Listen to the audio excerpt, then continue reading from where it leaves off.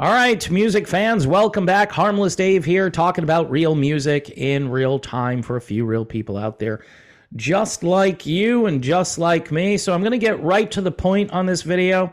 Going to try something a little different.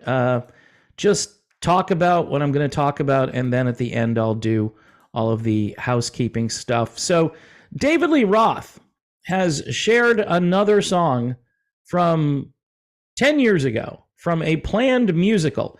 Now, here's what I think is going on with David Lee Roth. His business plan is to keep releasing music that nobody really cares about. He gets some media attention because all of the classic rock outlets, they're all affiliated. And if it goes out to all of the classic rock radio stations. And typically 2 or 3 websites will cover whatever Dave is talking about because he's David Lee Roth. And people pretend that he's, that he's just the same as he's ever been. Now, the new David Lee Roth song is called The Bleep That Killed Elvis. It's a word that starts with SH and ends with IT. So you're probably not going to get a lot of airplay, even though, most rock stations today have no standards, but this is quite out there.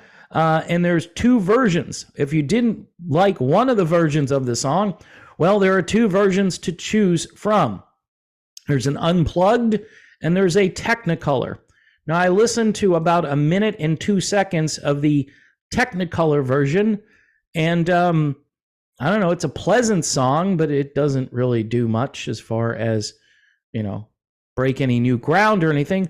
Roth apparently first mentioned this song back in 2013 during an interview, noting it was part of a group of songs he recorded with guitarist John Five, who's now playing guitar for Motley Crue, for a planned jukebox musical. Not sure what a jukebox musical is, but anyway, it's supposedly called Somewhere Over the Rainbow Bar and Grill, which I thought was the name of a song that he already put out there, or maybe the title of the entire album.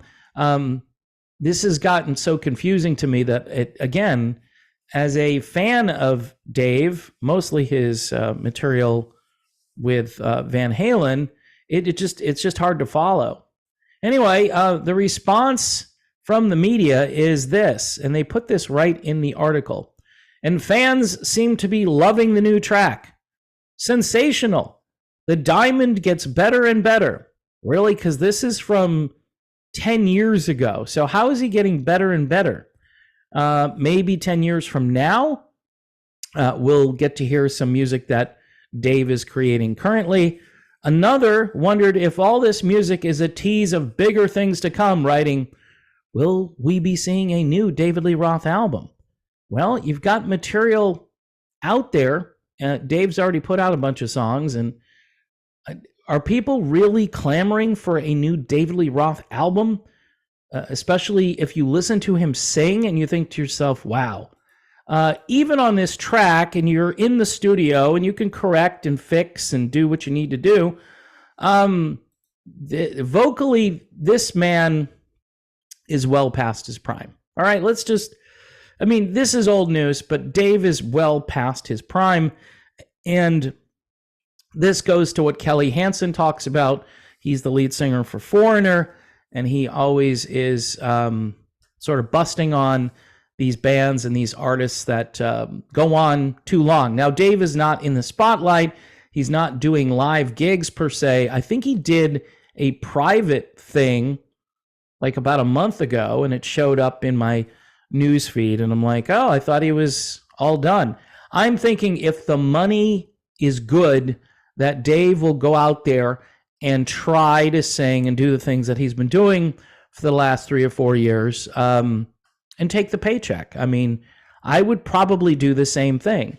And these other business ventures, releasing 10-year-old music and being in the news for doing that, I don't know if that's a really good long-term strategy for an aging rock star. I'm just putting it out there. And again, still Nothing about a tribute to Eddie Van Halen, which is really irritating to me. I don't know why I'm irritated by that. I think because even Rolling Stone has kept Eddie Van Halen in their top 5 guitar players of all time. They let Eric Clapton slip to number 35, and we all know why they did that, but Ed is in the top 5. And again, this is all arbitrary, opinionated, hard to figure out in just ranking these guitar players. But again, you would think David Lee Roth would be the guy spearheading some kind of tribute to Eddie Van Halen, especially because Dave would love to have some publicity out there that he was the guy who did it, and he'll go out there and sing the songs, and he can call John 5. Maybe John 5 will come back and do something just to pay tribute to Ed, but apparently that's not going to happen. Anyway, here's the housekeeping stuff. I wanted to showcase this album here. This guy is really good. You probably won't be able to pronounce his name. I'll try to do it for you, though. Bernie Chiaravelli, okay? And the album is called More to This Life. I've been talking about this for a couple of months. Pretty amazing. It's a guy who hung out with Michael McDonald for a number of years, the guy from the Doobie Brothers, in case you didn't know who Michael McDonald was or is, because Michael is still out there, by the way, with the Doobies. Anyway, great pop rock album from start to finish, great songwriting. Also, don't forget about Modern Retro Radio, modernretrofm.com, pretty much playing the entire brand new Rolling Stones album. So you want to go over there and listen to that, along with all of the other great vintage music they have. This is actually new material by vintage artists. So that is encouraging that there is a place to go to listen to that kind of music still. And I know Spotify and YouTube Music and all these places where you can go create your own playlist. But you know what? I kind of like the old days when you had a DJ telling you what you were listening to and being enthusiastic about that. I'm just very old school all the way around. So again, if you want to support this channel, please watch the videos. Things are not going well these days for the channel. And also Patreon. I do have a loyal, dedicated group of patrons, and I should be thanking these guys every day for keeping me going, because quite honestly, without Patreon, without their support, I don't know how much longer I would continue doing this. As much as I like to do this, this has turned into a little business venture. It kind of stinks when your boss is paying you a certain amount and then they arbitrarily drop your income by 50%. So we just continue on. We do our best. Thanks, everybody, for being here. God bless everyone. And pray for peace all around the world. That's going to be my new stance on all of this war stuff. Pray for peace, all right? We don't like to see war. No matter who's at fault, no matter how it starts, we want to see peace. So we'll focus on that. I think that's less offensive to some people, just to say, you know, it's better that we don't have war. What was it? Edwin Starr said, war, what is it good for? Absolutely nothing. And he was right. He was 100% right. All right. See you soon.